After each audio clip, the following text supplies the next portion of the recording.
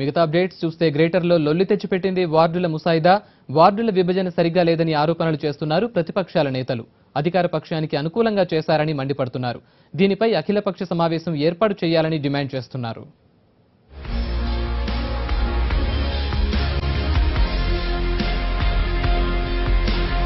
Greater వార్డుల delimitation పై political heat పెరుగుతోంది. అధికార పార్టీకి అనుకూలంగా వార్డుల విభజన జరిగిందని ప్రతిపక్షాలు సీరియస్ అవుతున్నాయి. దశాబ్దాల నుంచి ఉన్న పాత వార్డుల స్థానంలో అధికార పార్టీ విజయం కోసమే కొత్త వార్డుల్ని క్రియేట్ చేశారని ఆరోపణలు చేస్తున్నారు నేతలు.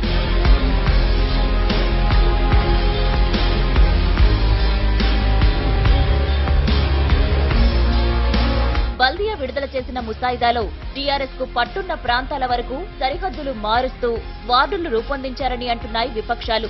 శాస్త్రీయత లేకుండా గెట్టులు పెట్టారని మండిపడుతున్నారు. ప్రతిపక్షాల్ని టార్గెట్ చేశారని విమర్శిస్తున్నారు. సంబంధం లేని ఏరియాల్ని తమ వార్డుల్లో జాయిన్ చేశారంటున్నారు. ఇది మొత్తము ఎంఎం పార్టీ మరియు న్యూ సిటీలో మినిస్టర్స్ అంతా కూర్చొని వాళ్ళ ఛాంబర్లో పిలిపించుకొని వాళ్ళు ఇష్టానుసారం చేశారు. ఓల్డ్ సిటీ మొత్తం టీఆర్ఎస్ పార్టీ ప్రభుత్వం ఓల్డ్ సిటీని మొత్తం ఎంఎం పార్టీకి దారదత్తం చేసింది. గతంలో కాంగ్రెస్ పార్టీ జీవుదూర్ అంటే వీళ్ళు సాష్టాంగ ప్రణామం చేస్తున్నారు. ఈ ఎంఎం పార్టీ ప్రభుత్వము టీఆర్ఎస్ పార్టీ వాళ్ళ ఎంఎంకు అసలు లిమిటేషన్ ఒకటి 50,000, 52,000, 55,000 డివిజన్ కూడా తయారు చేశారు. కొన్ని 40,000 అంటే వాళ్ళకి ఎట్లా అనుకూలం ఉంటే అట్లా, వాళ్ళు ఎట్లా అవకాశం ఉంటే అట్లా మొత్తం అసలు పద్ధతి పడలేదు. ఇక్కడ ఉన్నటువంటి అధికారులు అందరూ కూడా వాళ్ళ ఎంఎం ఆఫీసులకు కానీ మినిస్టర్ల ఛాంబర్లకు కానీ వెళ్ళి ప్లాన్లు పట్టుకొని వాళ్ళు ఎట్లా చెప్తా అలా చేస్తా ఉన్నారు. టీఆర్ఎస్ పార్టీ పాత నగరంలో శిఖండి పాత్ర పోషిస్తుంది. పార్టీ 200 డివిజన్లు చేస్తామని చెప్పడం జరిగింది. చెప్పిన తర్వాత ఇప్పుడు వాళ్ళు సర్వే చేయించుకున్నారు. సర్వే చేయించుకున్న తర్వాత మేము గెలిచే పరిస్థితి లేదు కనుక 150 డివిజన్లు చేస్తామని చెప్పడం జరిగింది.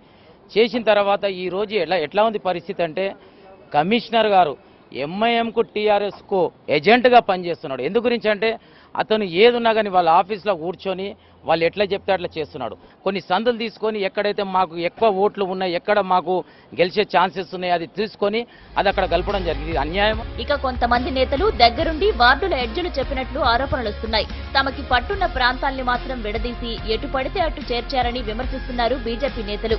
అధికార పార్టీ నేతల మాటల ప్రకారం తప్ప అధికారులు పద్ధతి ప్రకారం నడవలేదంటున్నారు. ఒక ఎంపీ స్థానం హైదరాబాద్ సికింద్రాబాద్ స్థానాలు అలగలగా ఉన్నాయి. వార్డులు వేరు, సర్కిల్స్ వేరు, ఎమ్మెల్యేస్ వేరు, అసెంబ్లీ కాన్స్టిట్యున్సీస్ వేరు. ఇవన్నీ కూడా పట్టించుకోవడం లేదు. 2 ఎంపీ ఉన్నదాలో ఒక డివిజన్ వెళ్ళిపోతుంది అంటే 2 ఎంపీ జనాలకు చాలా ఇబ్బంది ఉంటుంది. కారణం ఏంటంటే మా కార్పొరేటర్ తెలియదు. ఎందుకంటే పక్కన ఇంటి అవుతాను ఒక కార్పొరేటర్ ఉంటాడు, ఈ పక్కన ఇంకో కార్పొరేటర్ ఉంటాడు. ఎవరు పిలవాలి, వీళ్ళు నాది కాదంటారు. అవసరానికి పని చేయడానికి ఎవరు సిద్ధంగా రారు. జనాలకు ఇబ్బంది. ఇంకోటి ఏంటంటే అది పని చేయించడానికి కూడా కార్పొరేటర్ కలిసిన వ్యక్తి కూడా ఇబ్బందే.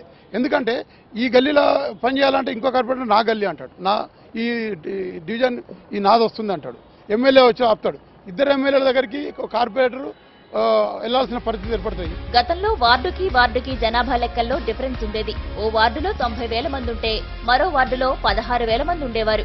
ఇప్పుడు చాలా వార్డుల్ని బ్యాలెన్స్ చేశారు అధికారులు. కానీ కొన్ని వార్డుల్లో మాత్రం పాత లెక్కల్లో ఉన్నట్లే జనాభా సంఖ్య ఉందంటున్నారు. దీనిపై అఖిలపక్ష సమావేశం ఏర్పాటు చేయాలని డిమాండ్ చేస్తున్నారు.